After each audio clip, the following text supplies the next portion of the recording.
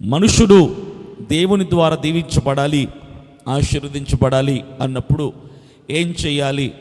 ఒకవేళ దీవించబడాలి, దేవుడు నన్ను ఆశీర్వదించాలి అన్న ఆశ, ఆలోచన కలిగినప్పుడు ఎలాంటి పరిస్థితులు వస్తాయి? అలాంటి పరిస్థితులు కలిగినప్పుడు ఏం చేయాలి? దేవుడు దీవిస్తాడా? దేవుడు నేను పిలిస్తే వింటాడా? దేవుడు నా మొరను ఆలకిస్తాడా? నా ప్రార్థన వింటాడా? ఇలాంటి సందేహాలు, ప్రశ్నలు అనేకులకు ఎన్నో ఉంటాయి. అయితే ఈ ప్రశ్నలన్నిటికీ సమాధానమే ఈ ఉదయకాలపు ఆరాధనలో దేవుడు అందించిపోయే వర్తమానం. అయితే దేవుడు ఒక పట్టణం గుండా వెళ్తూ ఉన్నాడు. ఎరికో పట్టణం గుండా దేవుడు వెళ్తూ ఉంటే అక్కడ ఎందరో అవసరంలో, కష్టాల్లో, శ్రమల్లో, బాధల్లో, ఇబ్బందుల్లో ఉన్నవాళ్ళు అక్కడ ఉన్నారు. అయితే దేవుడు వారందరినీ చూసి వెళ్ళిపోతూ ఉన్నాడు. అయితే యేసు ప్రభువుల వారు ఏ ప్రాంతం గుండా వెళ్తే, ఆయన ఈ లోకంలో ఉన్నప్పుడు ఏ మార్గం గుండా వెళ్తే అక్కడ ఏం జరిగేది అంటే, జన సమూహాలు ఆయన చుట్టూ ఉండేవి. జన సమూహాలు ఆయన వెంబడి వెళ్ళేవారు.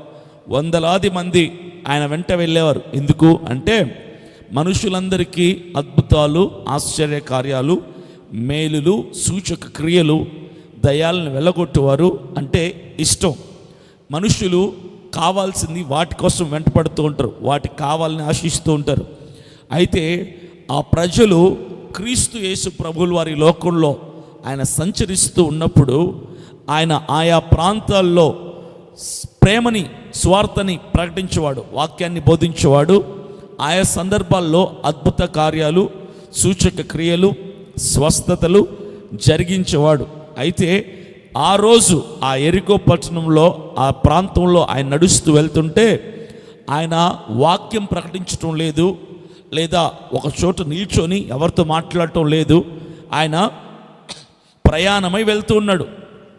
He was going on the way. ఆయన నడుచుకొని వెళ్తుంటే ఆయన వెనకల జనమందరూ జేజేలు కొడుతూ వెళ్తున్నారు.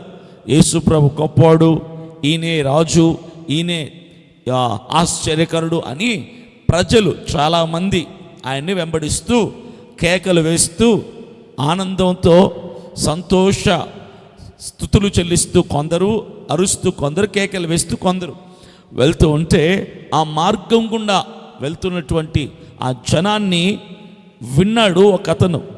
ఆ అతను ఎవరు అంటే ఒక బిచ్చగాడు.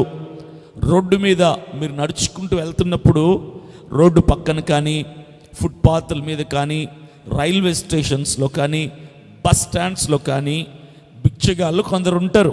అయితే వాళ్ళకి చేతులు ఉండకపోవచ్చు, కాళ్ళు ఉండకపోవచ్చు, కనుదృష్టి ఉండకపోవచ్చు, ఏదో ఒక సమస్య చేత వాళ్ళు వేదన పడుతూ, బాధపడుతూ ఉంటారు.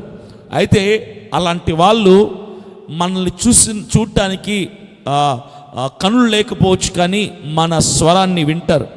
అయితే స్వరాన్ని విన్నప్పుడు, ఒక గోలగోలగా ఉన్నప్పుడు అది ఏంటి, ఎవరొచ్చారు, అసలు ఏం జరుగుతుంది అని తెలుసుకోవటానికి వాళ్ళు ఆసక్తిని చూపుతారు. అయితే అక్కడ కూడా ఆ రోడ్డు మీద బిచ్చమెత్తుకునేవాడు, అడుక్కునేవాడు ఒక అతను ఉన్నాడు. అతను పుట్టుకతోనే కనులు లేకుండా గుడ్డివాడిగా పుట్టాడు. కనులు లేకుండా పుట్టాడు. అయితే మీకు సందేహం వస్తుంది, అసలు కళ్ళు లేకుండా పుట్టింది ఎందుకు? కళ్ళు లేకుండా ఎందుకు పుట్టాడు? గుడ్డివాడుగా ఎందుకు పుట్టాడు? దానికి కారణం ఎవరు? Who is the reason for his blind? అతను గుడ్డివాడుగా పుట్టడానికి కారణం ఎవరు అంటే నేను చెప్తాను, దేవుడే కారణం. ఈ లోకంలో ఒకడు గుడ్డివాడుగా పుట్టినా, ఒకడు కళ్ళు లేనివాడుగా పుట్టినా, వినికిడి లేనివాడుగా పుట్టినా, కాళ్ళు లేకుండా పుట్టినా, శరీరంలో అవయవాలు లోపించి పుట్టాడు అంటే దానికి కారణం దేవుడే. ఎందుకంటే మానవుణ్ణి తయారు చేసేవాడు ఆయనే. మన నిర్మాణం, మనుషుల్ని తయారు చేసే ఫ్యాక్టరీ అక్కడుంది, పరలోకంలో ఉంది. దేవుడు ఒకరిని భూమి మీద ఉంచేటప్పుడు, ప్రపంచంలో ప్రవేశపెట్టేటప్పుడు, ఈ లోకంలో ప్రవేశపెట్టేటప్పుడు అన్నీ ఏర్పాటు చేసి పంపిస్తాడు. అయితే కొంతమందికి కళ్ళు ఇవ్వడు, కొంతమందికి కాళ్ళు ఇవ్వడు, కొంతమందికి శరీరంలో తల మొండెం మాత్రమే ఇస్తాడు, చేతులు కాళ్ళు ఇవ్వడు. కొందరికి జ్ఞానం ఇవ్వడు, కొందరికి తెలివినివ్వడు. అయితే ఏదో ఒక లోపాన్ని పెట్టి పంపిస్తాడు, కొందరికి అన్నీ ఇస్తాడు. అయితే అది దేవుని సంకల్పం, దేవుని యొక్క ఉద్దేశం. దేవుడు ఎందుకండి పాస్టర్ గారు అలా ఎందుకు పుట్టిస్తాడు అంటే, దేవుడికి వాడు కళ్ళు కలిగి, నేత్రాలు కలిగి, దృష్టిని కలిగి లోకంలో బ్రతకడం ఇష్టం లేదా అంటే దేవుడికి ఇష్టమే. ఎందుకు అంధుడిగా, గుడ్డివాడిగా పుట్టించాడు అంటే, ప్రతి పనికి ఒక కారణం ఉంటుంది. దేవుని ఆలోచనలు అమోఘం.